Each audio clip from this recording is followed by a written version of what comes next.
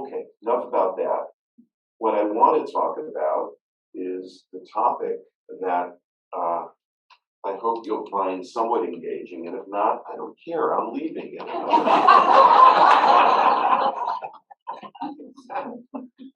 The topic is our immortal soul.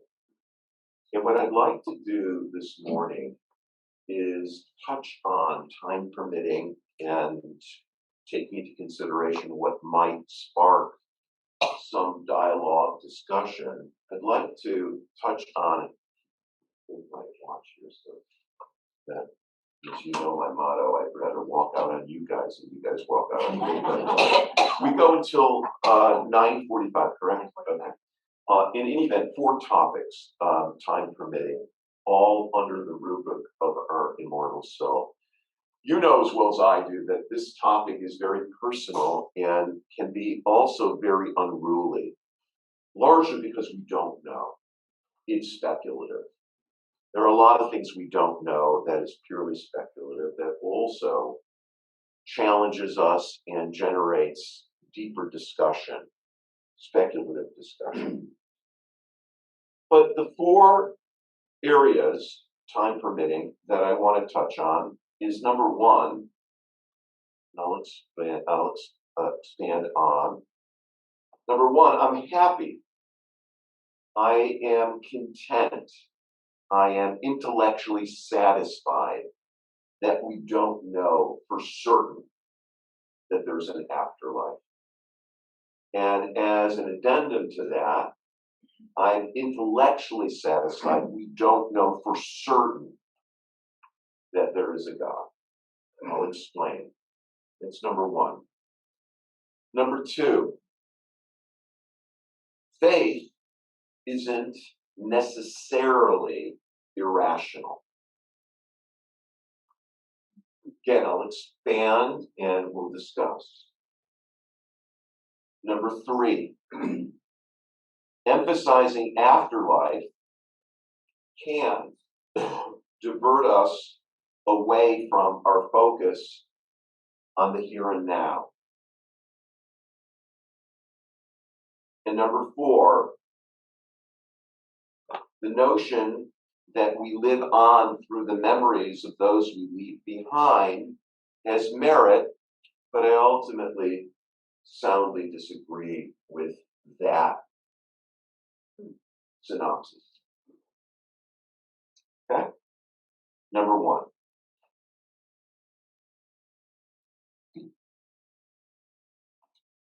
Intellectually, I am satisfied that we don't know for certain there's an afterlife. I'll come to God in a moment. If we knew for certain one way or the other, it's my contention, it would drive us nuts. It would literally drive us crazy. I can't speak for God, and it sounds pat to say in God's inimitable ways, He created us such that we don't know certain things. But if I knew for certain, if you knew for certain, beyond any reasonable, not even reasonable doubt, you knew objectively, let me not mince words here, that there wasn't an afterlife, that this is all there is to our existence, that has moral implications, that has existential implications, that has implications with regard to our own emotional soundness. That this is all there is to our existence. And obviously, I imagine it very well may be. This is all there is. We are nothing more than physical matter.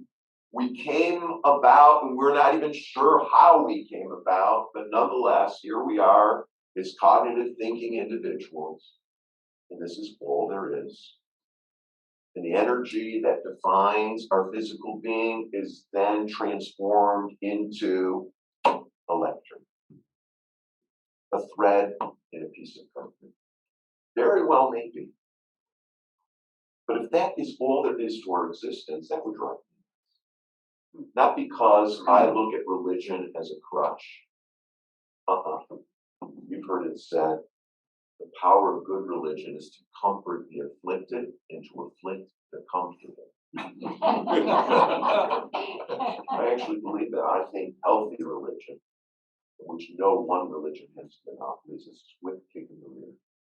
I really do, as well as it's a warm embrace and a cool thing. Use whatever descriptive language you want. And then the flip side of that, if we knew for certain there is an afterlife, call it heaven as we call it heaven, then I think that too would drive us nuts. And that's why intellectually I'm satisfied that we don't know for certain. If we knew for certain there's an afterlife, things get tough, press that reset button, and boom, we're off to the races. But think about it, seriously. It's not to hide under ignorance that we should find comfort.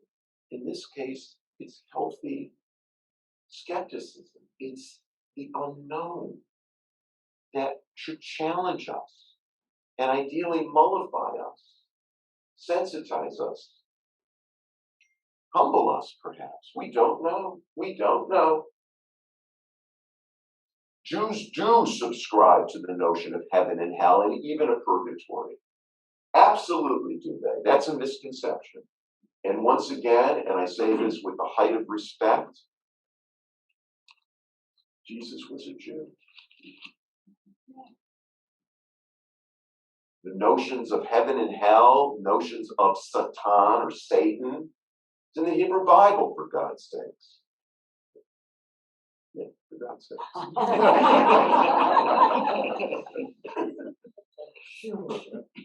We really have to record these sessions. I don't want anybody to miss out. Yeah, right. So I'm afraid I might have to watch it and subject myself to what you're being subjected to. Where do we get these notions? Is it wishful thinking? It very well may be. It very well may be. But I got to tell you, if this is all there is to our existence, and assuming as I do, more than assume, believe deeply, profoundly, that there is a creator of the universe who loves us, who's involved in the affairs of humanity, then I would argue God is a huckster. If this is all there is. To think that decent human beings share the same destiny of evil human beings? Are you kidding me? Is there no moral, ultimate, the word is ultimate, accountability to our existence? Again, we don't know.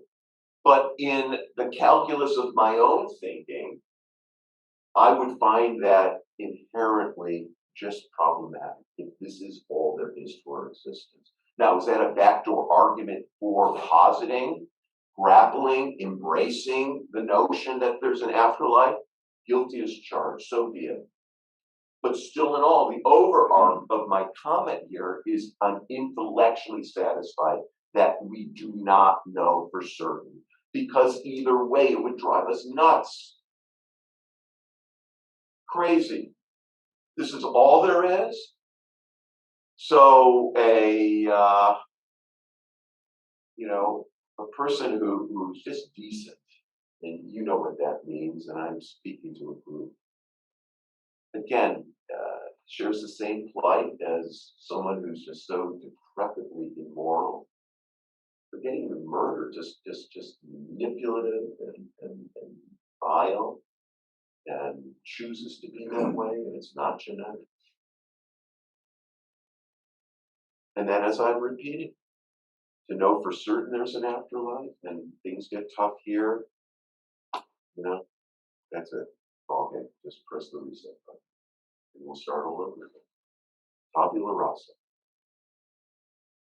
And I mentioned as an addendum, I feel the same way with regard to God. I'm glad we don't know for certain. If there is no God, that would drive me nuts. Again, are we nothing more than a coincidence of time? And time is a human construct. Time, that the universe, infinite time? I don't understand infinity. I have said to you, and I have used this analogy before, that the idea of infinity mathematically makes sense if I have a number line between x and y, and I want to divide the number line, I can divide it an infinite number of times. You follow? You just keep cutting it down, cutting it down, cutting it down. Mathematically, that makes sense to me. Math is its own philosophical construct. We don't think of it in those terms, but math is philosophy. It really is, and not uncommon. It used to be, I don't know if it's still the case, that if you do want an advanced degree in philosophy, you have to have a certain requisite number of math classes. That makes sense to me.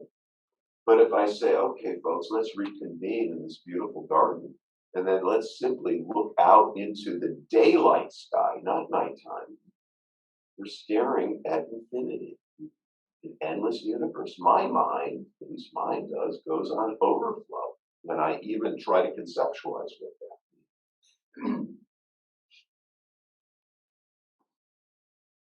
Are we nothing more than, as I like to say, an oops of the universe?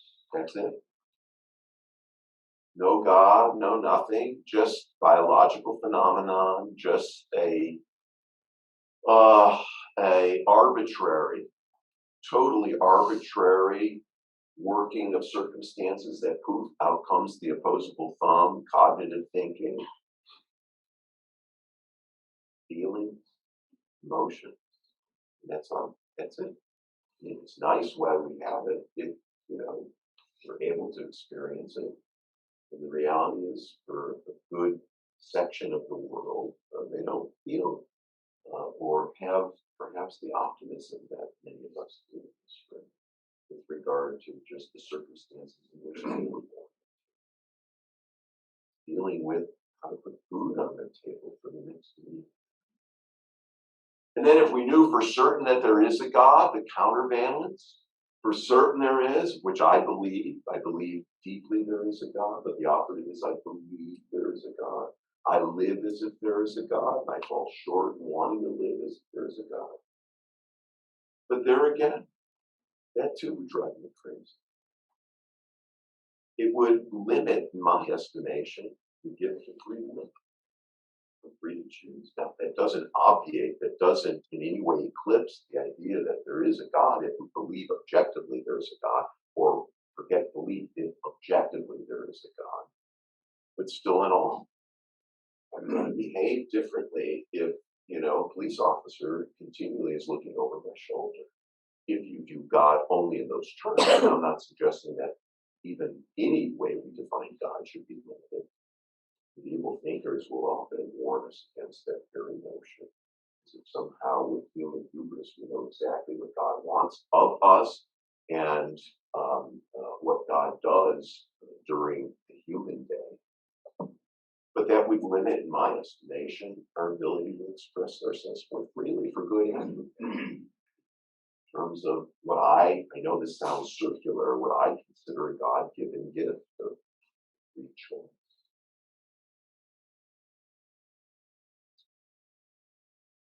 Let me go on and I'll try to cover the 4 areas, and then what I'd like to do is open it up for some of your reactions and some of your challenges. All right, so number 1, I am satisfied, intellectually satisfied. Happy is the word that we don't know for certain that there's an afterlife, and that we don't know for certain God exists as an addendum. Number 2, and here I think religious consumers who are every bit as sophisticated, every bit as highly educated as secular academics, I think need to speak out a little bit more directly.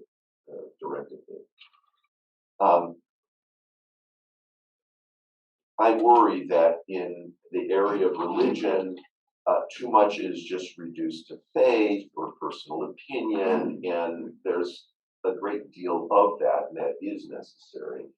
But there's opinion, and there is a lot of room for subjectivity, in a range of human enterprises, certainly not just religion. And it's my contention that faith isn't necessarily irrational. It's not. Immediately, well, that's your belief, and then end of discussion. It's true, and you can't argue beliefs ultimately because it is personal. But that doesn't mean that beliefs aren't irrational. Excuse me, that's right, that beliefs are irrational. Not in all circumstances, any more that when you use irrational metrics to determine a thought process doesn't mean that the thought process isn't bizarre or ill thought out. I think there is a measure of faith every time you step on a commercial airplane. And I know I'm sounding a little glib here, but I'm not, and I don't mean to be. I don't know about you folks, but almost without fail, the times that I've traveled via commercial flight, when you walk down the tarmac and there is this maybe 1 inch gap between the fuselage and the loading ramp, and you can even look down and see the tarmac, right? You can see, there is a step, is there not? A step of faith. Soren Kierkegaard, this is interesting. He was a religious existentialist, which I find a very curious, almost contradiction in terms, but there were other great religious existentialists. Martin Buber, years ago, feels like years ago, I shared some insights on Martin Buber with you. He was a religious existentialist. Franz Rosenzweig, a religious existentialist. In any event, though, the idea of a leap of faith as opposed to a step of faith, reason can take us a fairly far distance. You can use rational thought to construct ideas. Are they foolproof? No, not when it comes to a system that is not verifiable. And even systems that are verifiable are constantly being chipped away at or revisited, because that is just part of the evolution, the unfolding of greater perception, and with it, deeper and more nuanced insights in whatever the endeavor might be. But often we recoil and we'll just say, that's your faith, that's your belief. And there's truth to that. But it's not necessarily irrational. On top of which, the rational can be inherently, I would argue, immoral. Folks, it is rational to act or to set certain policies that may be deemed immoral. It makes sense if you want to, trim certain benefits, governmental, and I'm not getting into politics in this sense, but in terms of what is rational, to isolate or cordon off people who are less productive to society. Right? It's rational. It's not moral. So somehow we genuflect to rationality. But I would argue, in many cases, a thought-out, faith-based approach to life is rational. Oh, it's a step of faith at a given point. It is going on the elevator. It is, putting your foot on the escalator. It is boarding an airplane. Reason can take you a pretty good distance. It can. And we shouldn't shirk from that. It is reasonable, I would argue, to at least posit, and the operative word is posit, not believe, but posit, grapple with, struggle with the notion that there's something greater than all of us. To me, that's rational. And it's not because I'm insecure. God is the benevolent father with a flowing white beard, and the human construct as we might see it according to our own vision. I think there's truth to that. And by the way, Jews have a lot to learn from Christians with regard to the love of God. So I actually do read the Hebrew Bible as God's love, not just for Israel, but for humanity. I actually do. I subscribe to the notion, this is a little bit of field here, to Heschel, that God is in search of man. I actually believe that. And God is not insecure. And when I say believe that, God's not in my back pocket. Double down on what I alluded to moments ago. And we learn this from some medieval thinkers. We don't know. So even to subscribe definitive characteristics to God is, a little bit, a lot of it overstepping our human mind. Number one, happy, satisfied intellectually, we don't know for sure. Number two, faith isn't always irrational. Very often it is highly rational to a point. Number three, emphasizing the afterlife and making it a center point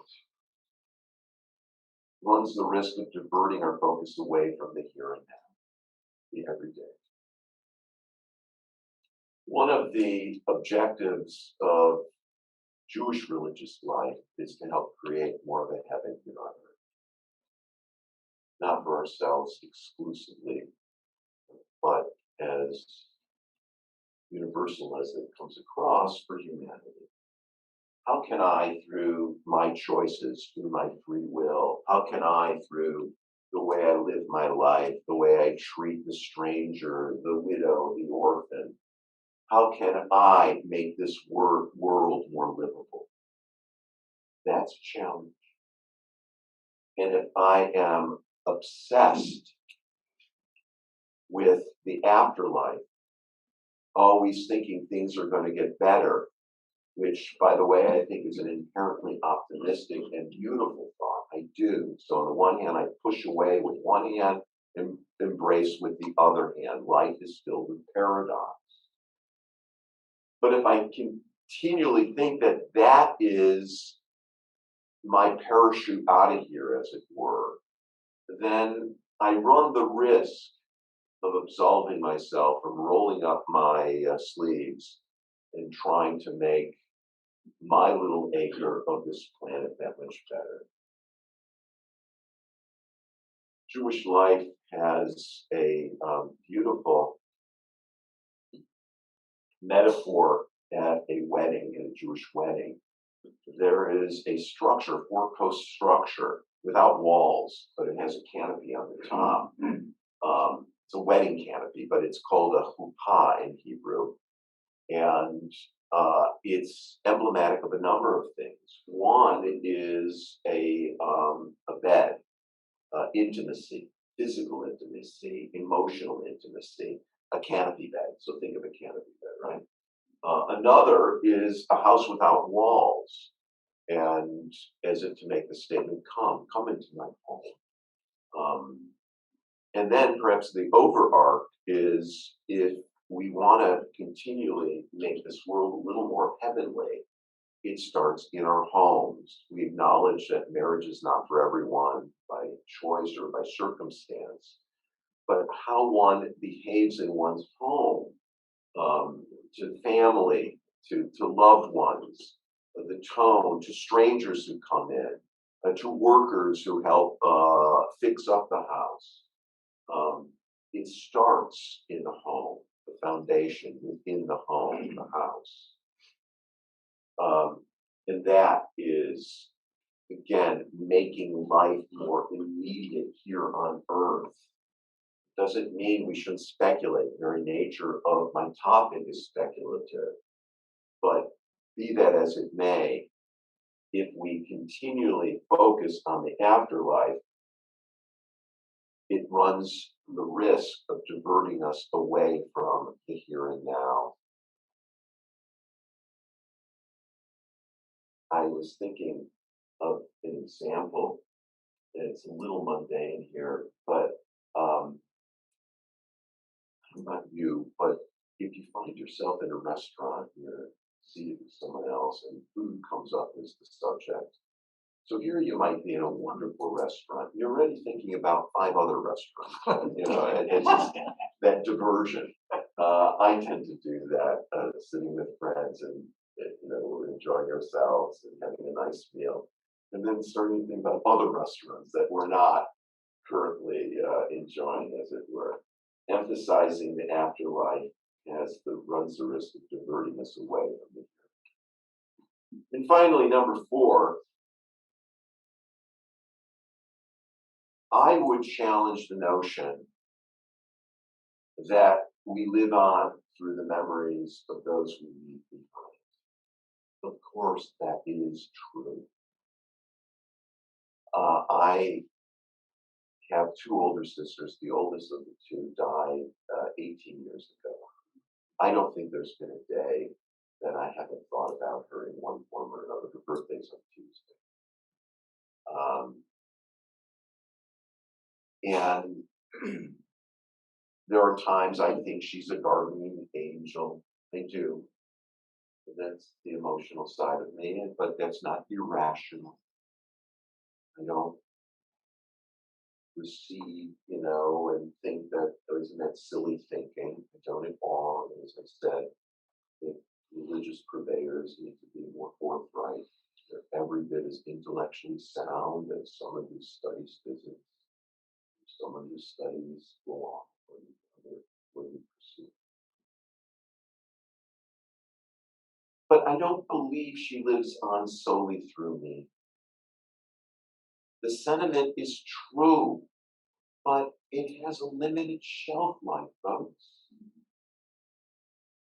My kids can't relate to their aunt. They were too young. Her friends are not going to be around forever. I am told that genealogists, good genealogists, might be able to go back about 200 to 300 years as far as a family tree. But even then, that's just genealogy. It doesn't mean that 300 years later I might know the name of an ancestor within my broader family, but he or she means nothing to me other than a bloodline, and bloodlines I don't care about. I really don't. Of course, family is sacrosanct, but let's be honest, we're often closer with friends with whom we are not related to biologically than we are our own siblings or members of our family. And it's not a swipe in human relationships, it's a reality for many of us, or it's concurrent with the love of a sibling or parent or child. That's what genealogists say. That's what they report. Now they're able to go back maybe 300 years. That's huge, but it's nothing. It's nothing. And I think there's something almost inherently, my word, cruel in holding that position. Well, she'll live on in the memories of her children, or she'll live on through the work that she contributed to the world, all of which is true. It's true. But even then, again, it's limited. And if we do struggle, posit with the notion that there is something greater than all of us, who loves us, who is the source of causality of our existence, then there's something that transcends human sentimentality here. And if you don't like the word sentimentality, human connection. I struggle with the idea, maybe I'm an outlier now on this, with burials, funerals as being a celebration of life.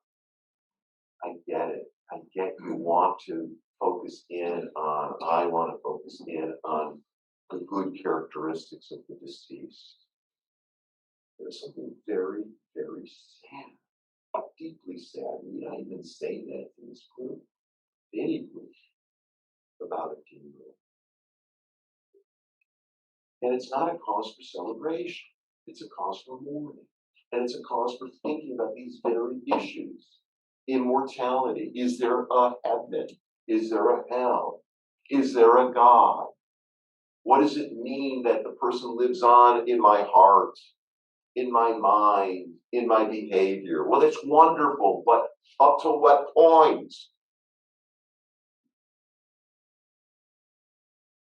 And then, of course, all of that is ensconced in a big, big, bright red question mark, because we don't know. And then the hope, and it's my hope, it's my conviction, not just wishful thinking. I extract that from my own religious tradition, that there is something beyond our existence. But that too is that big red question mark. We don't know. We don't know for certain.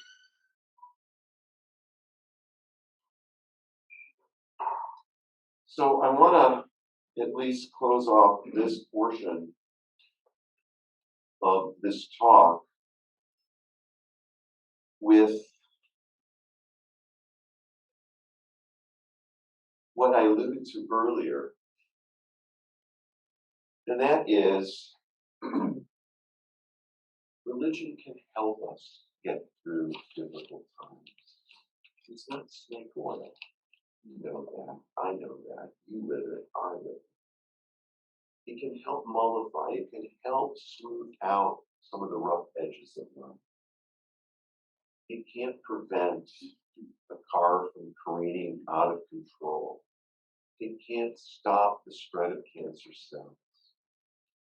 But it can help give us the wherewithal, the deep, profound, I would use that word, wherewithal, to help us through certain issues. And dealing and struggling with our immortal soul is part and parcel of this very, very important discussion. Okay, let me come up for air and let me solicit comments, questions, challenges, other insights and such. Anything come to my mind? You made the statement, and I'd like you to expand on it, that God is in search of man. Would you expand on that a little bit? Abraham Heschel coined that phrase in one of the books that he wrote. He was a 20th century theologian. I think he spoke 8 languages. I'm not kidding. He definitely spoke 6, but I think 8 languages. English was not his first language.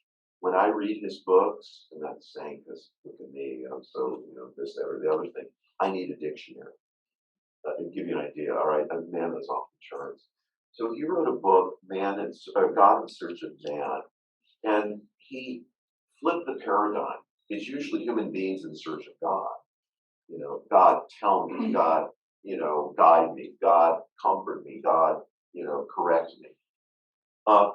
He argues that God creates us unlike any other creation where we can raise our middle finger to God as well as we can extend our arms and embrace God.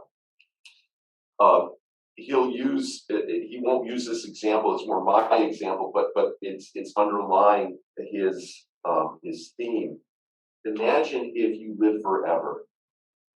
You always live forever. Again, the whole idea of infinite. You always live forever. Anything you want, you could get. Anything. As much as whenever, whatever. It might be exciting for the first, 1,000 years of your existence. I think it would drive us crazy. Think of Calypso in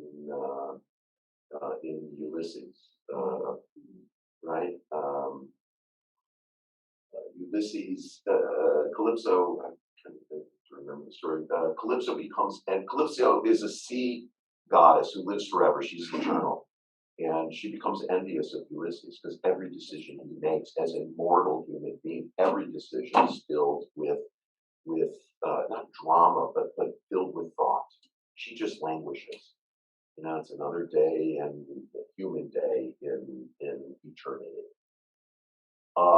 And he argues one of the reasons, he doesn't know, that God creates human beings is so not that we're play toys for God, not that we're entertainment for God, but we become somewhat God-like, and in that sense, we can challenge God, and we can be in a dialogue with God, and God is in search of that. It's purely speculative. It's a very interesting and powerful, and not provocative for the sake of provocation. Text. Thank you.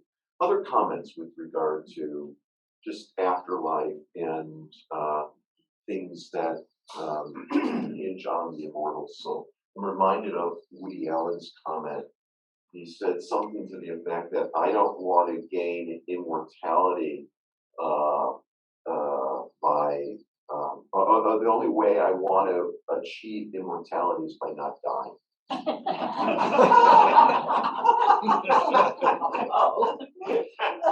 Other comments? Yes, sir. I think hope just is a very powerful word. You talked earlier, the war in Ukraine and what's going on right now, and wondering where God is and all that, and how can all this happen if there's a God out there. But I think for people, particular, there's like the old saying: "There's no anybody in a foxhole is no atheist." Atheist, yeah.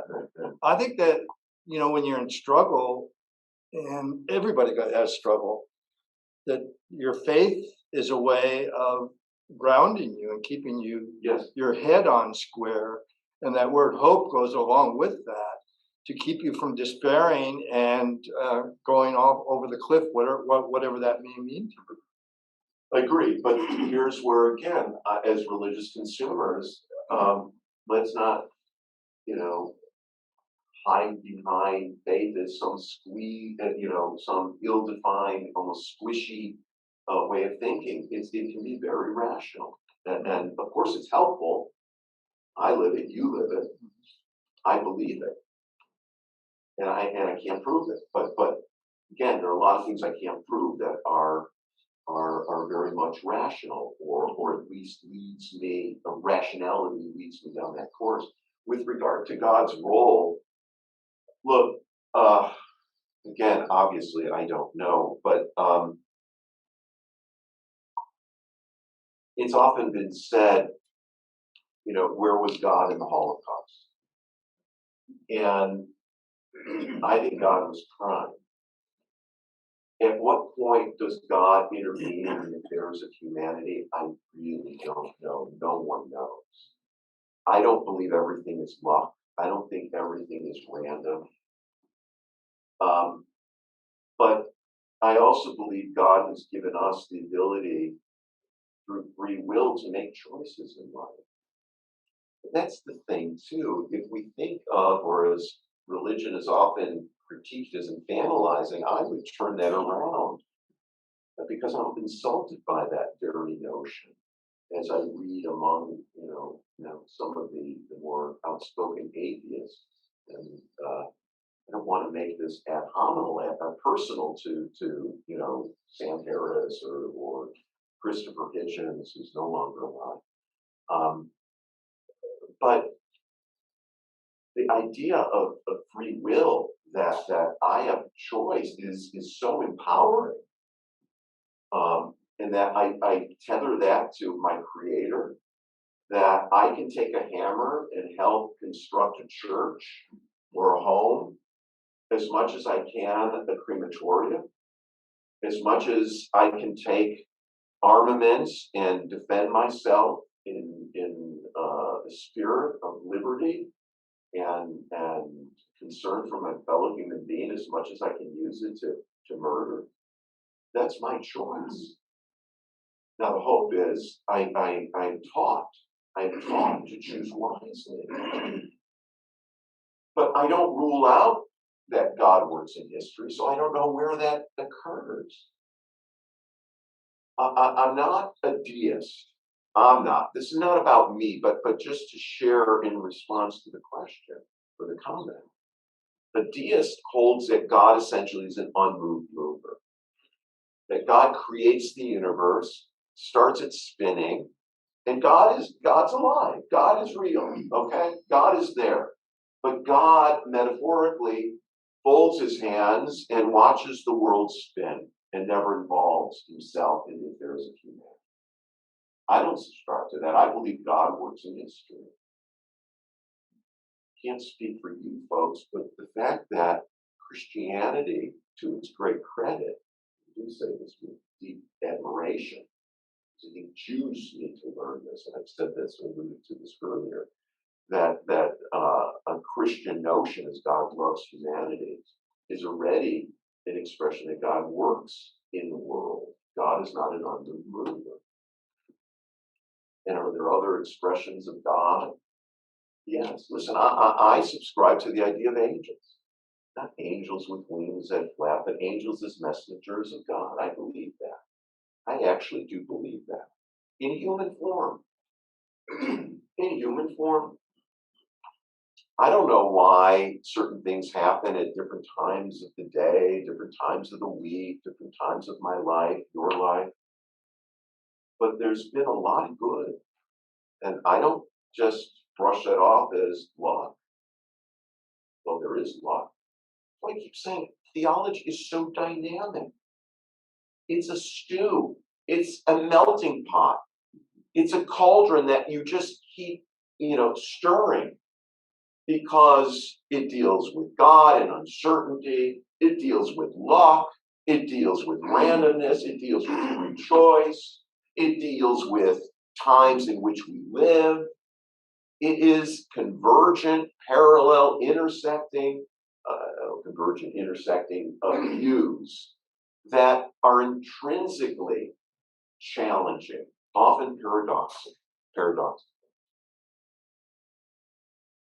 When we talk about the soul and the immortality of the soul, the Hebrew Bible does speculate on it. There's no question about it. The terminologies themselves are filled and crying out for some type of interpretation. The first 5 books of the Hebrew Bible are much more taciturn with regard to afterlife, with regard to the immortality of the soul.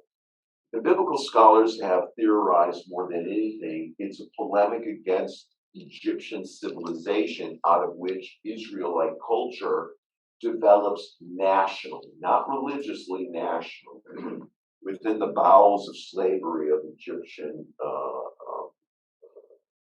model. We just celebrated Passover, Easter, the Last Supper, according to many Christian scholars. Celebrates, not just for the Jew, but for humanity, the universal notion that human beings are entrusted by God to be free. That includes free choice. The idea of Passover, of being free, the notion that we develop out of Egyptian civilization. Egyptian civilization, as its holy writ, venerated the dead. What were the pyramids, for heaven's sake? If you've ever gone to Egypt, I couldn't recommend it more heartily. Then you go down to, I don't know, 400 miles south of Cairo to Luxor, the Valley of the Kings. You've seen on tour some of the relics of King Tutankhamun. These are just physically gross expressions of the afterworld, of the veneration of the dead. And Judaism as a national entity, remember, Jews are not a race. They're this hybrid between a national grouping and a religious grouping. They're both a faith and a people. They grow out of a civilization that venerates the dead. And scholars believe the taciturn nature, the non-disclosed overt references to immortality in the first 5 books of the Bible are in reaction to Egyptian civilization.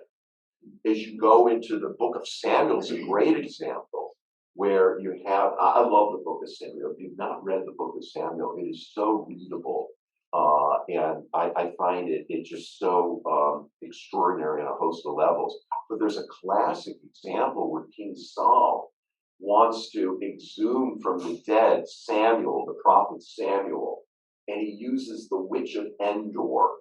This is a story in the book. Go back to it, and you'll be amazed that that's in the Bible. The witch of Endor. In the Hebrew is Ein Dor. One play on ayin is eye. Door in Hebrew, and you'll know this now when you go through the door, means generation. So an eye to the generations. The witch of Endor, in English, Endor, Endor. So he literally uses a medium to bring back Samuel from the dead and to speak to him because Saul is worried. King David's on the rise and he no longer really feels secure in his kingship. Story unto itself. So later on in the Hebrew Bible, you start having references to the afterworld. Ecclesiastes, the book of Job, the book of Daniel, Ezekiel, where you will have these fanciful visions of the afterworld of immortality, but not so. It's much more cryptic in the first 5 books from Genesis to Deuteronomy. That's unusual. And you do have references to the soul, the neshama. I'm going to write those down, but we're nearing the end of time. Maybe end of time for the class now, but maybe for another. Okay. Other comments, questions? I have a question. Please. Now, you use reason and rational thinking as a language to deal with the soul. Now, I was wondering if you have a comment. I'm just using imagination. Excellent. Excellent. Imagination is good. A more productive language. Yes, though, and imagination is personal, and all of this is personal. We know it, but rationale. I want to be clear here that too often faith is solely associated as faith and not reason. I believe there is reason to have faith. All right. Am I jumbling words? Am I being a wordsmith here? Is this a tautology, circular reasoning? I would say no to all of the above. I actually think it's reasonable to have faith. And we don't think about it, but we do it, we live it. It is reasonable to have faith aboard this, multi-100-ton aluminum can that will take me for 2 miles, 3 miles above the Earth's surface. What is it? About 1.5 miles or so above the Earth's surface, traveling at about 400 miles an hour, and take me comfortably and land me safely. Is there statistical norms? Yes. Do I know statistically that commercial air flight is getting almost as safe as traveling in an elevator? We don't think about elevators as travel, but that we're traveling in an elevator. I was at a wedding a couple weeks ago. It was on the 30th floor of the USC building downtown, 30-something floor. They had these, it's like jet-like elevators. Your ears pop, right? Yeah. Well, I assure you, if that, goes bad, it's a hard landing. That's the point I want to make. Yeah, you can use reason with regard to religion, with regard to faith. It's not just, all right, end of discussion. But imagination, I think, is a very powerful, beautiful way of putting it. Other comments? All right, then. I'm going to pull up the anchor. Always, it's just a real gift to be here with you folks. Have a beautiful week, and from the bottom of my heart, God bless each and every one of you in this fine, holy institution, in which I am honored to associate.